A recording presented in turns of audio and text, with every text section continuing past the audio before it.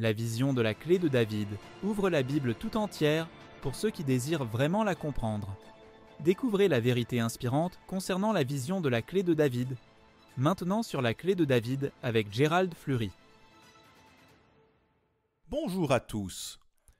Nous avons nommé notre programme télévisé La clé de David et nous l'avons fait parce que cette clé permet d'ouvrir la plus grande vision de la Bible.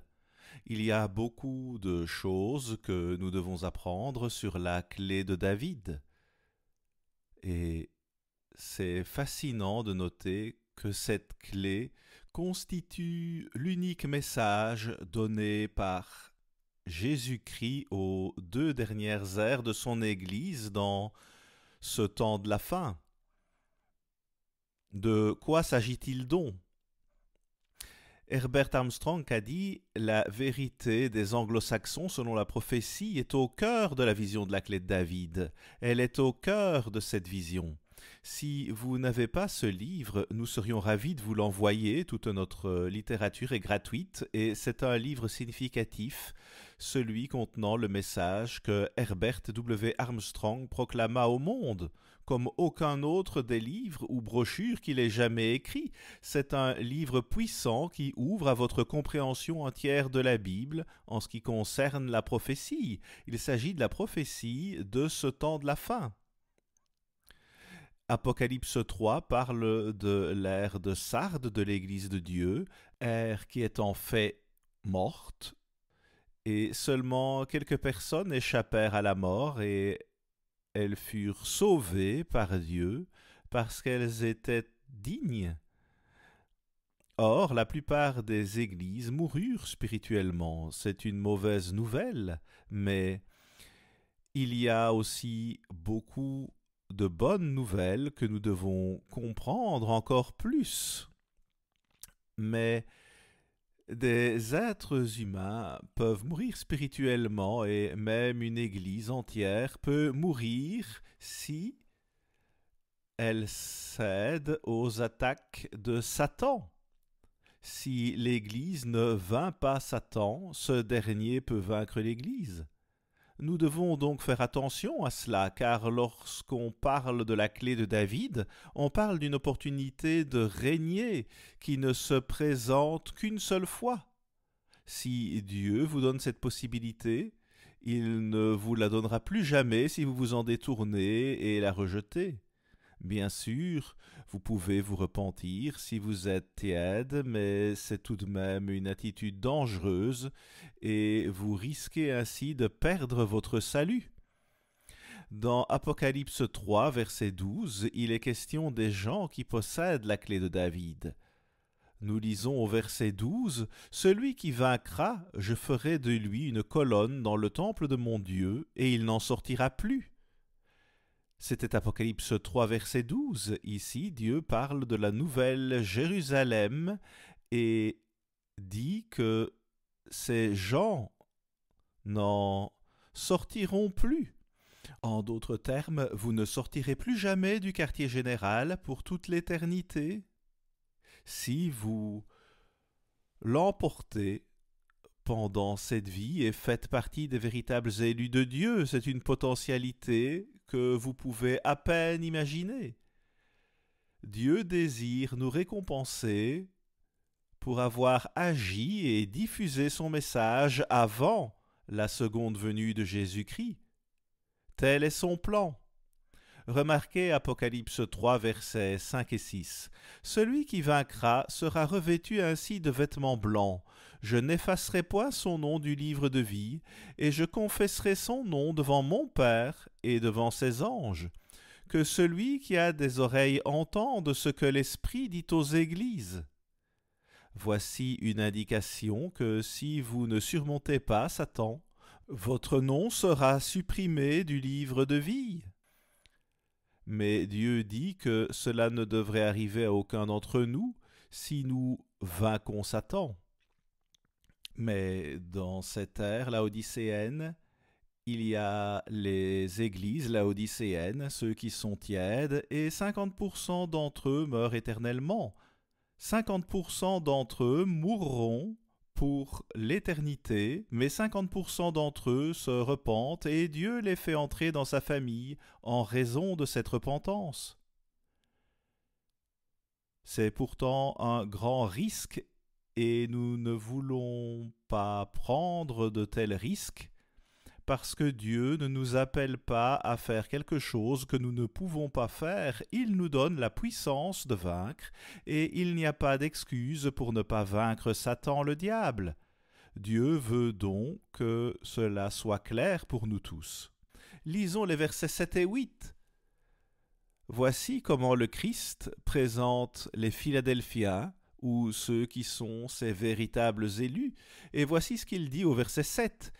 « Écrit à l'ange de l'église de Philadelphie, voici ce que dit le Saint, le véritable, celui qui a la clé de David. Celui qui a la clé de David. Selon le Christ, avons-nous besoin de quoi que ce soit d'autre? Pas du tout. Il dit simplement « Voici votre message, la clé de David ». C'est incroyable. Et il poursuit ainsi « Celui qui ouvre et personne ne fermera, celui qui ferme et personne n'ouvrira. Je connais tes œuvres, voici, parce que tu as peu de puissance, et que tu as gardé ma parole, et que tu n'as pas renié mon nom. J'ai mis devant toi une porte ouverte que personne ne peut fermer. » Ici, Dieu dit « Écoute, je te donne ce message de la clé de David, et ensuite, je veux que tu le proclames au monde, et si tu fais ce que je te dis, alors j'ouvrirai une porte pour toi ou plusieurs portes, et personne ne pourra la fermer. » C'est ce que Dieu promet à son peuple. Si vous faites ce qu'il dit et franchissez cette porte ouverte en proclamant son message de la clé de David, vous vaincrez Satan et gagnerez la vie éternelle, avec toutes les récompenses que cela apporte, ce qui signifie que les véritables élus deviennent l'épouse de Jésus-Christ lui-même et qu'ils partagent le trône de David avec Jésus-Christ. Quelle récompense Dieu donne à son peuple! Il devient l'épouse de Jésus-Christ. Quelle récompense et quelle potentialité!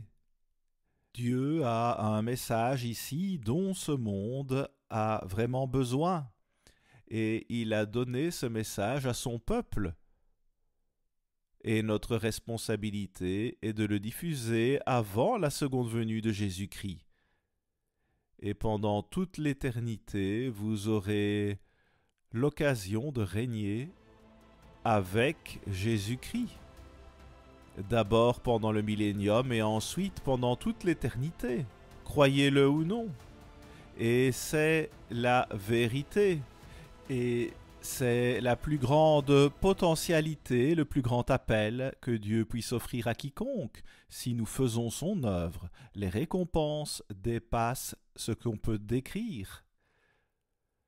Dieu éprouve un grand respect envers son peuple si ce dernier fait ce qu'il lui dit de faire, car ce monde a besoin d'entendre ce message. Même si le monde le rejette, il en a toujours besoin, même en tant que témoignage. Dieu veut donner au monde toutes les chances de se repentir. Il aime le monde entier. Jésus-Christ est mort pour ce monde. Et Dieu veut sauver tous ceux qu'il peut et les amener dans sa famille. Le Père désire une famille, Jésus-Christ désire une épouse. Et le Christ désire servir son Père grâce à la clé de David. Nous avons tellement besoin de comprendre cela. Remarquez où il est dit « Tu as gardé ma parole et tu n'as pas renié mon nom ». Le mot grec pour « nom » ici est « onoma » et signifie « gouvernement ». Donc le gouvernement de Dieu. Dieu nous dit que si nous voulons obtenir toutes ces récompenses, nous devons être guidés par son gouvernement et son autorité sur nous. Comment pourrions-nous faire cela sans sa puissance? Il a ce pouvoir et il le donne à son peuple pour ouvrir des portes. Et il ne laissera personne les refermer à moins qu'il ne le fasse lui-même. Telle est la réalité et c'est une occasion à ne pas manquer. Le titre de notre programme télévisé est La clé de David. Et cette clé est la plus grande vision de la Bible. La plus grande. Si c'est le cas, comprenons-le. Le Christ a donné à son peuple un seul message. Il nous donne la clé de David et il veut que nous la transmettions au monde. Donc nous devons apprendre ce qu'est cette clé. Quelle est la clé de David? Nous devons le savoir, sinon comment pourrions-nous proclamer ce message? Ce serait tout simplement impossible.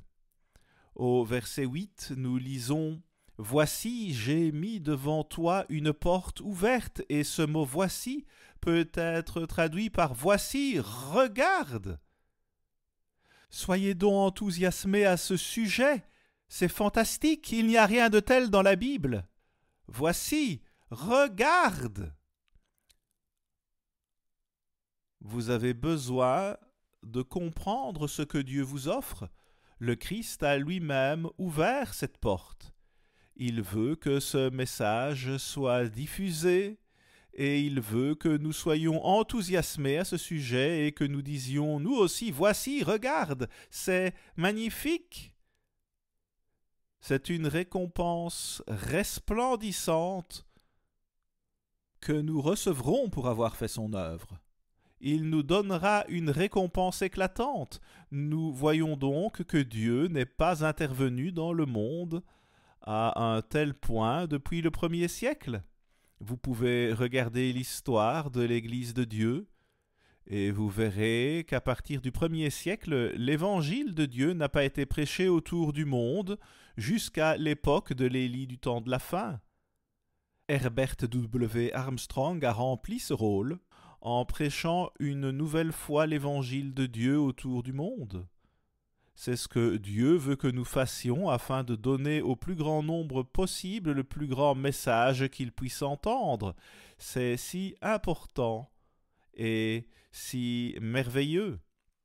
Cette vision est la seule qui permet de décrypter toute la Bible. Et pourtant, on n'entend pas beaucoup parler de cela dans le christianisme d'aujourd'hui, n'est-ce pas? Entendez-vous beaucoup parler de ce sujet et pourtant c'est ce que le Christ a dit à son peuple. C'est là dans Apocalypse 3. Et le livre de l'Apocalypse est un livre prophétique qui donne le cadre temporel de l'accomplissement de toutes les prophéties. C'est donc très enthousiasmant. Le simple fait de connaître l'identité d'Israël dans ce temps de la fin vous permettra de comprendre un tiers de la Bible et tout cela est expliqué dans le livre de Herbert Armstrong, Les Anglo-Saxons selon la prophétie. Jetons un coup d'œil en arrière à l'œuvre qu'il a faite. On constate qu'il diffusait sur plus de 400 chaînes de télévision dans le monde et à l'époque c'était un moyen de communication très puissant. Il avait également une revue, La Pure Vérité, qui comptait 8 millions d'abonnés, soit plus que Time et Newsweek réunis. C'est donc un message vraiment puissant qui atteignit le monde entier. Dieu nous donne un message et il veut que nous le transmettions au monde entier. Et Dieu espère que les gens agissent en conséquence et qu'ils se donnent vraiment à lui pour rejoindre son œuvre. Ainsi, ils seront remplis de la joie même de Dieu. C'est ce qu'il promet. C'est ce qui manque dans la vie de la plupart des gens. Pourquoi n'obéissent-ils pas à Dieu? Pourquoi ne pas au moins essayer de le faire? Et vous verrez que Dieu vous donnera la puissance nécessaire pour relever le défi. Je vous assure que c'est le cas car j'ai vécu ainsi pendant la plus grande partie de ma vie d'adulte. Ce message vous remplira tout simplement d'enthousiasme en permanence. Oh oui, nous avons parfois des épreuves et des tests, mais cela aussi nous aide à comprendre le message. Nous devons comprendre ce message tellement merveilleux. Remarquez le verset 9 d'Apocalypse 3. « Voici, je te donne de ceux de la synagogue de Satan qui se disent juifs et ne le sont pas, mais qui mentent. Voici, je les ferai venir se prosterner à tes pieds et connaître que je t'ai aimé. » Remarquez-le bien, Dieu a donné à ces gens cette merveilleuse vérité, mais lorsque les gens se relâchent spirituellement, Satan peut pénétrer dans l'Église de Dieu et il développera une synagogue à l'intérieur même de l'Église. C'est ce qu'il a fait dans ce cas-ci, et après la mort de M. Armstrong, eh bien, cette synagogue est devenue l'ère laodicéenne, et 95% du peuple de Dieu sont devenus tièdes. Ils n'ont tout simplement pas vaincu Satan après ce moment-là. M. Armstrong nous a enseigné comment vaincre Satan le diable. Le Christ l'a vaincu, et il veut que ses véritables élus le vainquent aussi. Et il dit qu'il nous donnera le pouvoir de le faire. Nous devons tous vaincre, c'est ce que Dieu nous dit. Combien de visions de l'avenir y a-t-il dans la Bible? En réalité, il n'y a qu'une seule vision, si vous la considérez selon la manière dont le Christ nous l'a présentée dans l'Apocalypse. Et permettez-moi de réitérer que l'Apocalypse est entièrement un livre prophétique. Et ce livre replace tout dans un cadre temporel. La vision de la clé de David est donc le seul espoir de l'humanité. Il n'y a pas d'autre espoir. C'est le seul espoir de l'homme. Nous sommes confrontés à toutes sortes de fléaux, de guerres, de violences, même la guerre nucléaire. Et notre problème numéro 1 est celui de la survie de l'humanité. C'est aussi grave que cela, c'est notre problème numéro 1. Pourquoi ne pas laisser Dieu régler ce problème pour nous? Personne d'autre ne peut le faire, c'est impossible. L'homme ne peut pas le faire, mais Dieu pourrait tout résoudre en quelques secondes, si nous le permettions. Du moins, il le ferait dans de brefs délais. Dieu a donc des véritables élus qui ne sont que 5% de son peuple aujourd'hui et qui transmettent son message, et dans la plupart des cas, il s'agit toujours d'un petit troupeau en ce qui concerne le peuple de Dieu. Vous pouvez lire cela dans Luc chapitre 12. Dieu ne cherche pas à nous convertir en juifs physiques, ce n'est pas son objectif principal. Son but principal est de faire de nous des juifs spirituels pour que nous entrions dans sa famille. Et si vous sortez du monde maintenant, vous pourrez siéger sur le trône de David, qui en réalité est le trône du Christ. Vous pourrez siéger sur ce trône avec lui, le Fils de Dieu. Voilà ce qu'est la clé de David. Et les véritables élus agissent en conséquence. L'apôtre Paul a écrit que le juif, c'est celui qui l'est intérieurement. C'est en cela que Dieu s'intéresse. Il s'intéresse à celui qui l'est intérieurement, c'est-à-dire que Dieu vit en cet individu. Le Christ vit en lui. Il le dirige et le guide parce que le Père et le Fils veulent une famille. Le Christ a été envoyé sur terre et il est mort après avoir été brutalement crucifié, et sa mort a payé pour nos péchés. N'est-ce pas un incroyable amour dont il a fait preuve pour nous, car Dieu a tant aimé le monde qu'il a donné son Fils unique. Jean 3, verset 16. Quelle potentialité pour nous! Quel appel! C'est une véritable explosion de vie spirituelle.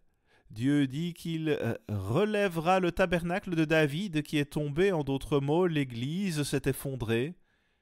Mais Dieu la relève. Le tabernacle de David n'est qu'une autre façon de dire la clé de David.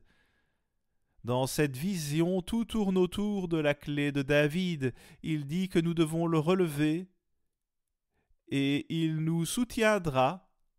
Nous ne serons qu'un petit troupeau, mais néanmoins, nous ferons son œuvre et nous transmettrons un message puissant au monde. C'est une promesse de Dieu. Ce sont les véritables élus de Dieu qui ont cette possibilité spectaculaire. Mais l'important dans tout cela, dans tout ce message, c'est que la clé de David unira le monde entier. Elle unira le monde entier. Elle apportera la paix, la joie, le bonheur et un gouvernement qui apportera une paix sans fin. Tel est notre avenir. C'est dommage que si peu de gens connaissent la clé de David. Pourtant, Dieu fait passer le message pour donner aux gens la possibilité de l'entendre et pour que cela serve au moins de témoignage contre eux s'ils ne l'acceptent pas. Mais nous devons l'accepter. Si nous avons une compréhension spirituelle, nous devons accepter cela. Remarquez Luc 1, versets 31 à 33. Et voici, tu deviendras enceinte et tu enfanteras un fils et tu lui donneras le nom de Jésus. Il sera grand et sera appelé Fils du Très-Haut, le Père, le Fils, la famille. Il veut que tout le monde entre dans sa famille. C'est de cela qu'il s'agit. C'est l'Évangile, la bonne nouvelle de la venue du royaume de Dieu. Le Christ est le Fils du Très-Haut et le Seigneur Dieu lui donnera le trône de David son père. Il régnera sur la maison de Jacob éternellement et son règne n'aura point de fin. Le trône de David permettra une connexion directe entre l'humanité et Dieu. Il amènera l'humanité dans la famille de Dieu. Des millions de personnes. Il amènera beaucoup de fils à la gloire, comme il est dit dans Hébreux, beaucoup de fils. C'est ce que nous devrions tous désirer. Le roi David était un homme selon le cœur de Dieu, et Dieu a dit qu'il accomplirait toutes mes volontés. David voulait faire toute la volonté de Dieu en détail. C'est le genre de repentance qu'il a eu après avoir péché gravement. Vous pouvez étudier cet exemple et voir de quoi il s'agit dans les anglo-saxons selon la prophétie. Dieu aimait tellement la façon dont David s'est repenti. David a maîtrisé la repentance. Et dans Ésaïe 9, verset 6, Dieu dit que le trône de David régnera sur terre et sur l'univers pour toute l'éternité. Quel merveilleux avenir nous attend! À la semaine prochaine, ici Gérald Fleury, au revoir les amis. Toutes nos publications sont disponibles gratuitement, sans engagement de votre part. Demandez dès maintenant les anglo-saxons selon la prophétie.